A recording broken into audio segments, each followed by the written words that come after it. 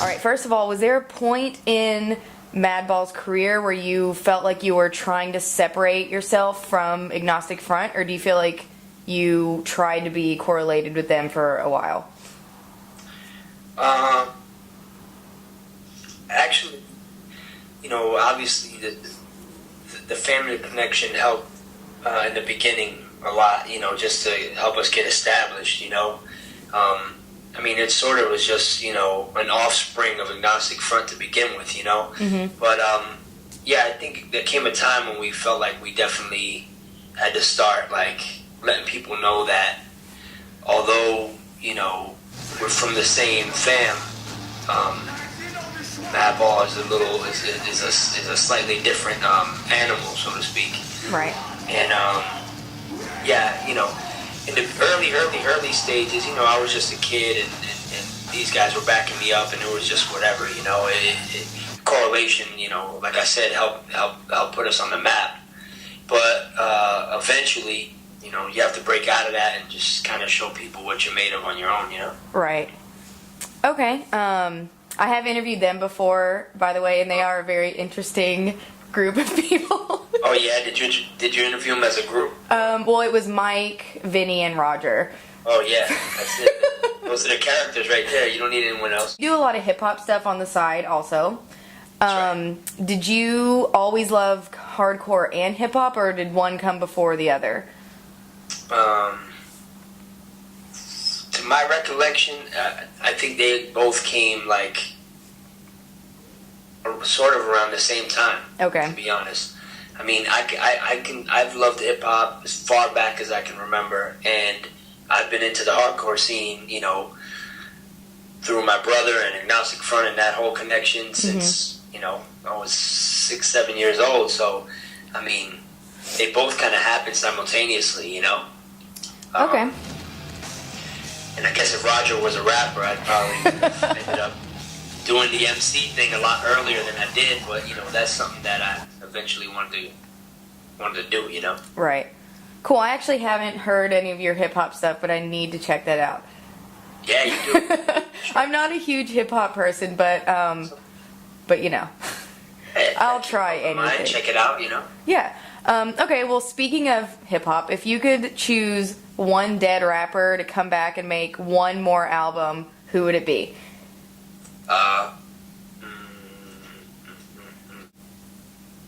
That's a good question, because there, unfortunately, are A lot of dead rappers. a lot of talented guys were lost in the mix. I would probably say Biggie, Notorious B.I.G. I would have to say. I would have loved to hear where he would have gone with the next one. He was super creative and one of the best lyricists ever, one of the best guys to do it. So yeah, I think that's a good choice. Yeah. From what I do know. I feel like a lot of hardcore albums have been released this year. Do you have a favorite one that's come out this year? Of all the, bands like This Is Hell and Trapped Under Ice both had new albums that were really good, and don't know how you like the current hardcore. Well, I keep an open mind. I check out. I'm obviously a fan of the classics and with the hardcore stuff, but who isn't, right? But right.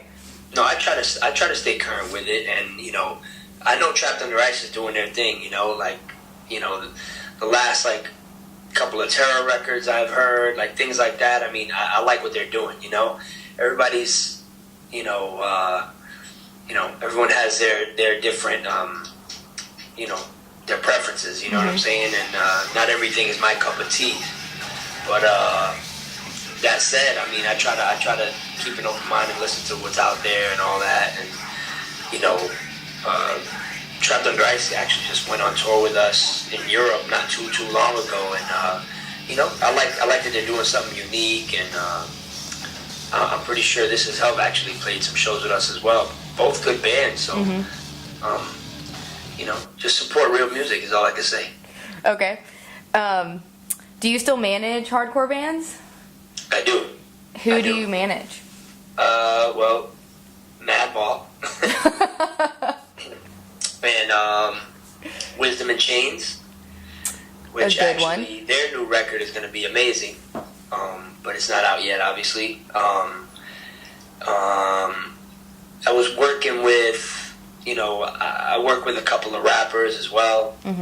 Jason from Special Teams, and I had Death Before Dishonor that we would sort of work on and off together, and a band called Devil and Me from Portugal. And I think that's about it for right now. I'm really not trying to have this crazy big roster that I can't, manage. Right. Well, I can imagine being on the road a lot. It would be hard. Yeah. I try to work with stuff that I enjoy, that I like personally, and then just try to work it from there. It's a growing thing. All right. Are there any? Okay, sorry. Are there any bands that you will still get in the pit for? Actually, the last band I did that for was Agnostic Front. Yes. Yeah, at the Black and Blue Bowl. I mean, it's got to be the right moment. If it's like the right song, the right show at the right time, who knows? But yeah, I don't get out there as much these days. But like AF at the B&B Bowl, certain song came on, I had to represent. Yeah. What is your opinion on a lot of the what they call post-hardcore bands, like Touche Amore, Title Fight, Make Do and Mend? Are you familiar with any of those bands? Out of all those, Title Fight, definitely, I've heard of them. I've listened to some of their stuff. A couple of friends have told me about them. My boy Toby from H2O, he was like, oh, check these guys out, young guys. I mean, they're all doing their thing, it's crazy, because hardcore has many, it's a specific genre, but it also has many branches, you know what I mean? So it's right. it's getting even harder to really classify what's legit hardcore. Right. And what's not. But I mean, some of these bands you mentioned are probably not even trying to put themselves in that category or whatever. That category or right. themselves. So, but I mean, I don't knock anyone. Bottom line, I don't knock anyone for what they do. I don't hate on anyone for trying to, create music. Yeah. The only time I get frustrated is when someone's misusing,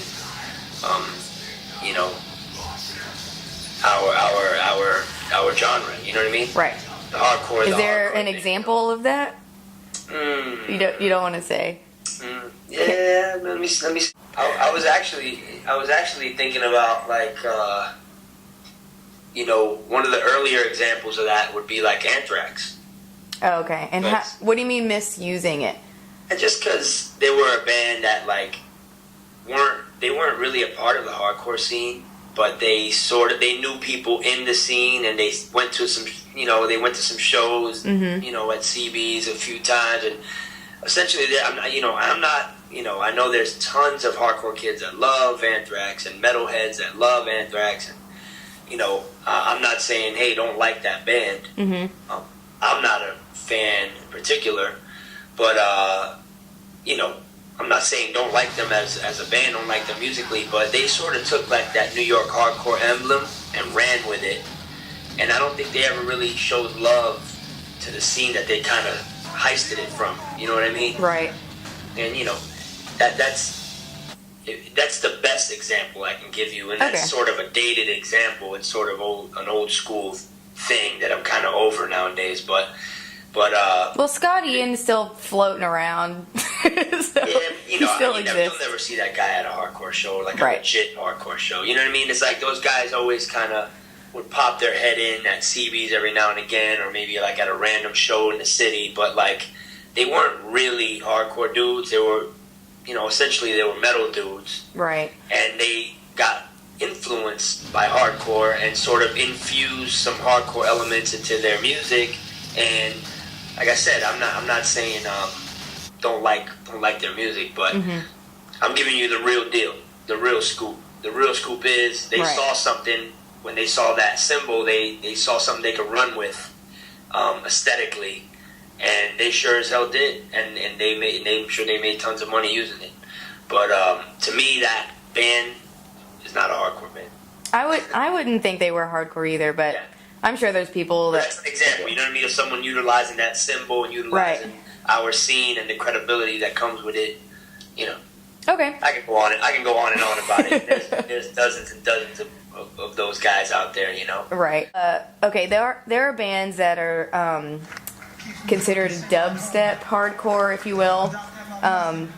what do you crazy with the, like sub genres. It really is. Enter Shikari is a band that that is considered dubstep metal or dubstep hardcore, and I just didn't know, because I know them like Korn. I know they're not hardcore, but they just made like a dubstep album, and I just didn't know what you thought, because I feel like some of the old schoolers are like, what the fuck is this shit? You know what I mean? Yeah.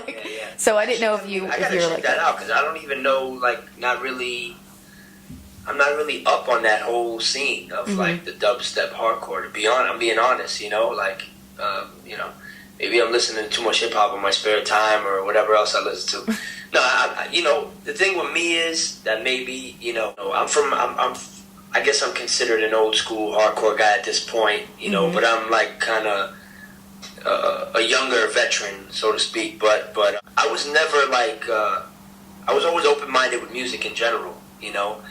So, you know, there's guys that come from like the punk thing, and then, you know, that, you know, switched over into the hardcore thing, and they're sort of guys that kind of are like die hard with like the punk and hardcore, and they kind of stick to that whole, and like early metal, and like they kind of stick to the heavy stuff. With me, I grew up like with salsa and hip hop and like such an eclectic mix of music in general that I try to not, you know, I always try to go into something, you know, with an open mind. You know, I love Coldplay, you know, things like that. I mean, I might bum some people out that like, you know, Madball, but I really don't care. You know, that's me. You know what I mean? Like I love music, so I can't speak on something I haven't really checked out. I mean, you know, they got to be careful with throwing the hardcore thing around too loosely. But I'm very protective of my scene. Yeah, they're a UK band, so I check it out. Check it out. UK produces great music. It's been proven generation after generation. So England does good things. Madball's pushing over 20 years as a band. Do you feel like... Maybe I am old. Wow. Do you feel like you could push out another 10 or 20 years? You know, 10 sounds more realistic than 20 at this point. Yeah. You know, never say never, but I don't know.